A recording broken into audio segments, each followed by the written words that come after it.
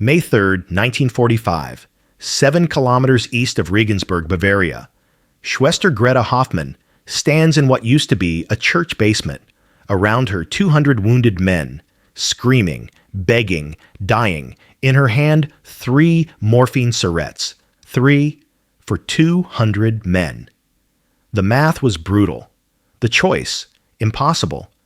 She had learned to choose not who would live, but who would die without screaming. 4 years of war had taught her one truth. Medicine was a luxury Germany could no longer afford. Before we continue, make sure to hit that subscribe button for more untold stories from World War II. Drop a comment below and let me know where you're watching from.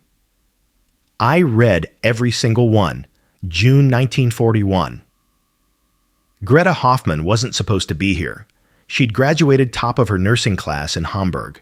24 years old, idealistic. The Reich promised her she'd save lives, serve the fatherland with honor. Reality was the Eastern Front, Stalingrad, Kursk, places where morphine ran out in the first hour of every offensive. The rules were simple, written in the desperate calculus of scarcity. 1 needle, 50 uses. Sharpen it on a whetstone after every 10th injection. 1 roll of gauze. Wash in boiled water, reuse until it disintegrates. 1 ampule of morphine, reserved for amputations only, no exceptions. Greta kept a journal, not of victories or ideology, but of losses. March 14th, 1943. Lost Klaus Bauer today. Shrapnel wound to abdomen. Infection. We had sulfa powder 3 months ago. Today we have prayers. He was 19. By 1945, that journal had 237 names. 237 men who might have lived if Germany had what it needed. May 3rd, 1945. Those 600 hours. The Americans were 12 kilometers away. Sister Margaret, an older nurse, approaches Greta. The SS are retreating. The Americans will be here by noon. Greta looks up, exhausted. The wounded, the ones who can walk, are already gone. The rest stay with me. Greta had been taught what to expect from American captors, the propaganda films, the whispered stories, torture, starvation, summary execution. She'd seen the leaflets dropped by American planes. Surrender and be treated fairly under the Geneva Convention. She didn't believe it. 4 years of war had taught her that nobody treats the enemy with mercy. At 11:47 a.m., the first American jeep rolled into the square. A young lieutenant approaches, clean uniform. He sees Greta's Red Cross armband. Schwester. I'm Lieutenant Wagner. We're establishing a field hospital 2 kilometers west. Can you walk? This wasn't the script she was prepared for. My patients, they cannot be moved. We'll transport them. Ambulances are 10 minutes out. He gestures to a medic who immediately begins triaging the German wounded. Professionally, efficiently. You will treat them? Wagner looks genuinely confused by the question. They're wounded. That's what we do. That moment, that simple exchange, was the beginning of the end of everything Greta thought she knew. The ride was 20 minutes. Greta spent it memorizing faces, convinced this was transport to execution. What she saw next would shatter 4 years of propaganda in 30 seconds. Regensburg Field Hospital Station, number 47. Established April 28, 1945. Capacity, 800 patients. Staff, 120 doctors and nurses. Medical supplies arrived daily by truck. Morphine, sulfa drugs, plasma, bandages still in factory packaging. Captain Sarah Mitchell, a U.S. nurse, approaches with a clipboard. You're the German nurse? Lieutenant Wagner radioed ahead. Do you speak English? Ein bisschen. A little. Good enough. Come. I'll show you where you'll be working. Greta stops. Working? I am prisoner. Sarah pauses, then smiles gently. You're a nurse. We need nurses. Your patients are in Ward C. They'll feel better seeing a familiar face. Greta Hoffmann was about to witness something that would haunt her for the rest of her life. Not violence, not cruelty, Abundance. May 3rd, 1945. 14:20 hours. This wasn't a supply room. It was an indictment. Sarah pulls items off shelves casually, loading them into Greta's arms. You'll need these for Ward C. Morphine syringes. Take 20. Sulfa powder. 3 boxes. Penicillin vials. She pauses, seeing Greta's face. Greta is staring at the morphine syringes in her hands like they're made of gold. Are you all right? Greta's hand trembling. 20 morphine syringes, more than she'd seen in 6 months. Zwanzig, 20. How do you have so much? Sarah follows her gaze, genuinely puzzled. This? This is just our weekly shipment. We get more on Friday. Weekly? Shipment. 2 words that meant nothing to a woman who'd rationed 3 morphine syringes for 200 men. Greta's legs give out slightly. She steadies herself against the shelf. When's the last time you ate? Yesterday. Bread. Sarah immediately guides her to a chair, pulls out a Hershey bar. Here, chocolate. Eat. Real chocolate. Not ersatz. Not sawdust mixed with beetroot. Greta takes a small bite. Her eyes close. For a moment, she's transported back to before the war. The mess tent serves dinner at 1800. You'll eat with the staff. Hot food, as much as you want. Why? Why what? Why do you treat me like this? I am enemy. Sarah's expression softens. She crouches down to Greta's eye level. You're a nurse. That makes you one of us. Come on, let me show you Ward C. Ward C, 60 German prisoners of war. Soldiers, SS, Wehrmacht. It didn't matter. The men Greta had left dying in a church basement were here. Washed, bandaged, medicated. She stops at one bed. Private Ernst Koch, 20. Leg amputated below the knee. Ernst, you're alive. They gave me so much medicine, Schwester. No pain. No pain at all. Private Koch had received more medical care in 6 hours than Greta could have provided in 6 months. A corpsman approaches. Ma'am, the major wants to see you. Major David Reynolds, 45, experienced, kind eyes. Schwester Hoffmann. I'm Major Reynolds. Please sit. I've reviewed the patient list you brought in. Impressive triage work. You kept men alive with almost no supplies. I'd like to offer you a position. We need experienced nurses. You'd work alongside our staff, treating German POWs primarily. This is a job offer from the enemy. Her mind reels. I don't understand. You want me to work? As a nurse? You are a nurse. We need nurses. It's simple. Come. Let me show you our pharmacy. What Greta saw next would become the moment she'd replay in her mind for the rest of her life. Rows upon rows of medical crates, penicillin boxes stacked head high, morphine, plasma, bandages still in factory wrapping. We receive supply drops every Tuesday and Friday. Penicillin production stateside is ramping up. We're expecting to have excess by summer. The challenge is cold storage. Penicillin vials have a 48-hour stability window once opened. We've been discarding about 30% due to... A young nurse interrupts. Excuse me, Major. Expired meds from Ward B. She walks to a waste bin and begins casually tossing vials into it. Glass clinks against glass. Time stopped. Greta's eyes follow the arc of a penicillin vial, half full, amber liquid catching the light as it falls into the trash bin. She sees Klaus Bauer's hand as he dies of infection. We had sulfa powder 3 months ago. Today, we have prayers. Greta's knees buckle. She grabs the edge of a crate to steady herself. Sarah catches her. Greta! Reynolds immediately moves to support her. Get her water. Chair now. Sie werfen es weg. You throw it away. The penicillin? Yes. Once a vial is opened, we have strict protocols. After 24 hours, it's no longer considered... 24 hours? You throw away medicine after 24 hours? She walks to the waste bin, stares down at it like it's a mass grave. In that bin, enough penicillin to have saved 30 men, maybe 50. Men whose names were in Greta's journal.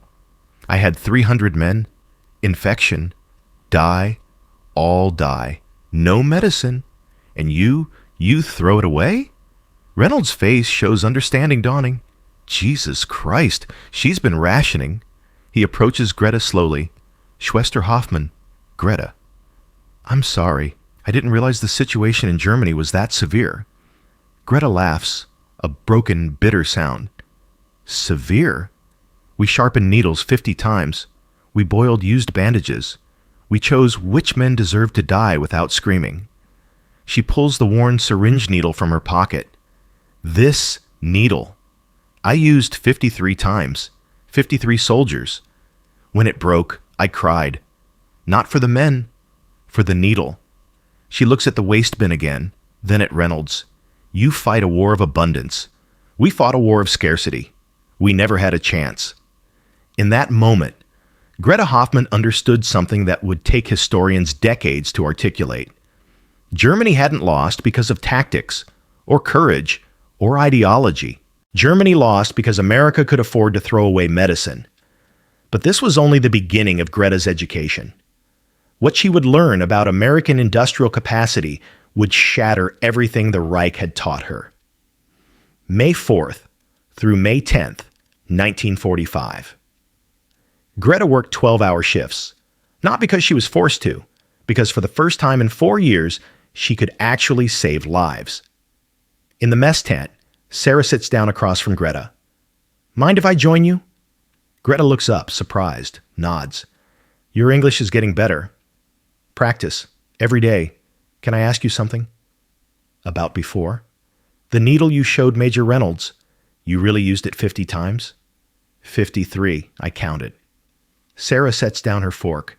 We throw needles away after one use. I know. I have seen your waste. It must be hard. Seeing what we have, knowing what you didn't. Every man I watch you save, I see the faces of men I could not. Their names are here. She pulls out her journal, worn and stained. 237. I remember all of them. Sarah looks at the journal but doesn't touch it. That's not your fault. You did everything you could with what you had. Did I? Or did I believe the lies they told us? That sacrifice was noble. That suffering made us strong. Hans Müller, 19, gangrene. It took him 6 days to die. We had no penicillin, but I had propaganda. I told him his suffering served the Reich. Her voice breaks. He believed me. He died, believing his agony had meaning. Sarah reaches across the table, covers Greta's hand with hers. You gave him the only comfort you could. That's not propaganda. That's mercy. Over the next week, Greta and Sarah's conversations would become the foundation of something unexpected. Not just professional respect, but friendship. But one question haunted Greta. A question she was afraid to ask. Night. Greta walks through the dark compound to the pharmacy tent. She needed to see it, to understand it. She enters, moonlight through canvas. She walks to the penicillin storage. Rows and rows of boxes. She pulls one down, opens it. Vials in foam packaging, pristine, factory fresh. The label, Pfizer, Brooklyn, New York, March 1945. Brooklyn, March. This was made 2 months ago, and it was already here. In Germany, in abundance. The label told the story. While Germany struggled to produce enough morphine for its dying soldiers, America was mass-producing penicillin in factories that ran 24 hours a day. While German nurses reused needles 50 times, American factories were stamping out millions of disposable syringes. This wasn't just a war of soldiers. It was a war of assembly lines. She spots a logistics report on a clipboard. Weekly medical supply report, Station 47. Penicillin received 12,000 vials. Morphine Syringes, 8,000 units. Plasma, 400 pints. Sulfa powder, 200 pounds. Weekly. One field hospital. More supplies than the entire Eastern Front received in a month. Couldn't sleep either? Reynolds stands in the doorway, holding a coffee mug. I'm sorry, It's okay. I come here sometimes too, when I can't shut my brain off. He stands next to her, looking at the supply shelves. You're trying to make sense of it. Why we have so much, why you had so little. Want the honest answer? The one they don't teach in medical school?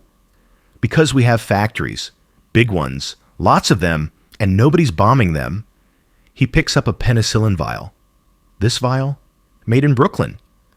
Probably by a woman whose husband is fighting overseas. She makes 300 of these a day. There are 12,000 women doing the same job in 12,000 factories across America. War stopped being about courage and tactics a long time ago, Greta. Now it's about who can make more stuff faster, and we're really, really good at making stuff. Then we never had a chance. No, you didn't.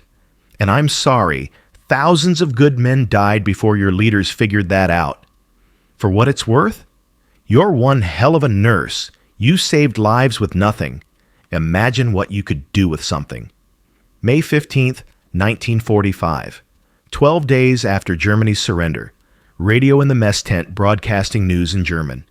Reporter describes the discovery of concentration camps. Buchenwald, Dachau, Bergen-Belsen. The liberating armies were finding things the German people claimed not to know about. Sarah finds Greta outside, head in hands. Hey, you okay? The radio. They are saying camps, death camps, millions. I did not know. We did not. Her voice breaks. I believe you. Do you? Because I don't know if I believe me anymore. 4 years, I wore this uniform. I swore oath to the Reich. I told dying men their sacrifice mattered. And all this time, this evil in our name. You're a nurse. You saved lives. That's the opposite of what those camps did. But I believed. I believed we were righteous, that our cause was just. How could I be so blind? She pulls off her Red Cross armband. This armband, I thought it meant I was helping, but I was helping a regime that... Sarah gently takes the armband from her hands. This armband means you're a healer. That didn't change. The regime lied to you. That's not your fault, isn't it? I should have questioned. Should have what? Gotten yourself shot? Greta, you were a nurse in a war. You did your job. You can't control what the monsters at the top were doing. Klaus Bauer, Hans Müller, 237 names in my journal. I told them they were dying for something noble. They died for nothing. Worse than nothing. They died for that. You can't change the past, but you can choose what you do now. You're here, saving lives, German lives. That matters. How do you forgive yourself for being part of something so wrong? I don't know, but I think you start by doing something right. Every day, for as long as it takes. That afternoon, Greta went back to work. Not for the Reich, not for Germany, for the men whose names she'd never write in her journal. Late May 1945, supply delivery day. Massive convoy of trucks arriving. A supply sergeant calls out items. Penicillin, 144 cases. Morphine Syringes, 80 cases. Plasma, 60 cases. Sulfa drugs, 40 cases. The list goes on and on. This is a light week, actually. Last week we got twice this. All this from one factory. One? No. This is from dozens. Pfizer for penicillin, Johnson & Johnson for bandages, Baxter for plasma, Abbott for the morphine. That's the thing about America. We don't have one factory making everything. We have hundreds of companies competing to make the best stuff fastest. In Germany, we had one chemical company, IG Farben. They made everything. Medicine, explosives, everything. And when the Allies bombed that factory, everything stopped. Exactly. You can't bomb all of America's factories. There's too many. And they're all 3,000 miles away from the war. Sarah pulls Greta to a map. Look, penicillin production. Brooklyn, Detroit, Chicago, Philadelphia, plasma processing, Rochester, Boston, Los Angeles, medical equipment, 15 cities. Each factory is producing 24/7. 3 shifts. Mostly women, because the men are overseas. The factories ship everything to ports. New York mostly. Then cargo ships bring it to Europe. Takes about 2 weeks. The education of Greta Hoffmann continued. While Germany's war economy relied on slave labor and dwindling resources, America's economy had transformed into the most efficient manufacturing system the world had ever seen. Brooklyn, May 1945. This was made 3 weeks ago, and it is already here. That's actually slow. Once the war in Europe ended, supply chains got faster. Before that, we were shipping stuff in 7 days. We were fighting the impossible. You were fighting a system that values efficiency over ideology. Yeah, that's unbeatable. If our soldiers had known, would we have fought differently? I don't know. That's above my pay grade. I just patch people up and try not to think about the politics. But you can afford not to think about politics because you're winning. In Germany, we couldn't stop thinking about it because we were losing. In that glance, Greta was saying goodbye to a worldview. The Reich had promised efficiency through order. America had delivered efficiency through chaos. Hundreds of companies, millions of workers, no central plan, just production. And it buried Germany under an avalanche of material. Spring 1946. The war has been over for nearly a year. Station 47 is winding down. German POWs being processed for release or transfer. Greta in civilian clothes now, provided by the Red Cross. She's in Reynolds' office. So, decision time, Greta. Option 1. Repatriation to Germany. We'll arrange transport to Munich. The Red Cross will help you find placement at a civilian hospital. Option 2. Immigration sponsorship to the United States. Sarah and I have both written letters of recommendation. With your experience, you'd have no trouble getting a nursing position in New York or Boston. Go back. Or stay. It's entirely your choice. No pressure either way. If you go back, Germany needs good nurses to rebuild. You could make a real difference. And if I stay, you'd make a difference here too. Immigrant nurses are in demand. Plus, you make a mean cup of coffee, and I could use a friend in New York. In Germany, I will always be the nurse who served the Reich, who wore the armband. People will ask, "What did you know? What did you do?" Here, I can be someone new. Yes, you can be whoever you choose to be, Greta. The past doesn't define you. Your actions going forward do.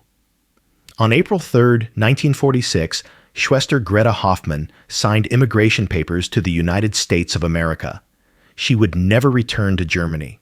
She pulls out her journal, the one with 237 names, opens it, stares at the pages. Then, slowly, she writes on the inside back cover, "I cannot bring them back, but I can honor them by saving others. No more rationing, no more choosing, no more names in the Book of the Dead." April 1946. She closes the journal, holds it to her chest, looks forward toward the future. Greta Hoffmann arrived in New York City on May 12, 1946. The story of Greta Hoffmann was not unique. Between 1945 and 1948, over 3,000 German medical personnel, nurses, doctors, technicians were captured and processed by Allied forces. Of those, approximately 800 were offered the choice Greta faced: return to Germany or immigrate to Allied nations. 472 chose to immigrate, most to the United States, some to Britain, Canada, Australia. They brought with them not just medical skills, but a profound understanding of what scarcity meant. Greta Hoffmann worked at Mount Sinai Hospital in New York from 1946 to 1979. She became known for 2 things. 1, she never ever wasted medical supplies. 2, she trained 3 generations of nurses with a philosophy she called grateful abundance. In an archival interview from the 1970s, Greta said, "I tell my students, every vial of medicine, every bandage, every needle. These are not just supplies. They are miracles. They are the difference between names in a journal and people going home to their families. In Germany, this would have been worth more than gold. Here, we have so many we must be careful not to waste. That abundance is a gift. Never forget that. The story of German nurses in American POW camps is ultimately about a clash of systems. On one side, a centralized, ideology-driven war machine that demanded sacrifice and rationed survival.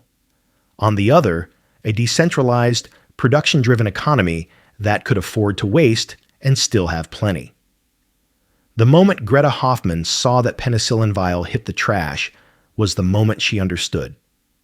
Wars are not won by the side with the most courage, or the best tactics, or even the strongest belief. Wars are won by the side that can afford to throw away half-used medicine. Today we live in a world of relative medical abundance. Antibiotics are cheap. Painkillers are everywhere. We complain about hospital costs, but we don't ration morphine. We throw away expired medicine without thinking twice. But for Greta Hoffmann and the 237 names in her journal, that abundance came too late. Greta Hoffmann passed away in 1994 at the age of 77. She never threw away a single dose of medicine in her entire American career. Her journal, the one with 237 names, is now in the U.S. Holocaust Memorial Museum in Washington, D.C., a reminder that war is not an abstraction. It is Klaus Bauer, age 19, dying of gangrene over 6 days. It is Hans Müller, who believed his suffering served a greater good. It is 237 names, and the nurse who remembered every single one. In memory of all medical personnel who served during World War II and the patients they could not save. If this story moved you, please consider subscribing to the channel. There are thousands of untold stories from World War II, stories of ordinary people caught in extraordinary circumstances. Drop a comment below. What surprised you most about Greta's story? And if you know any veterans or medical personnel from WWII, take a moment to record their stories. These voices won't be with us forever. Thank you for watching. Until next time.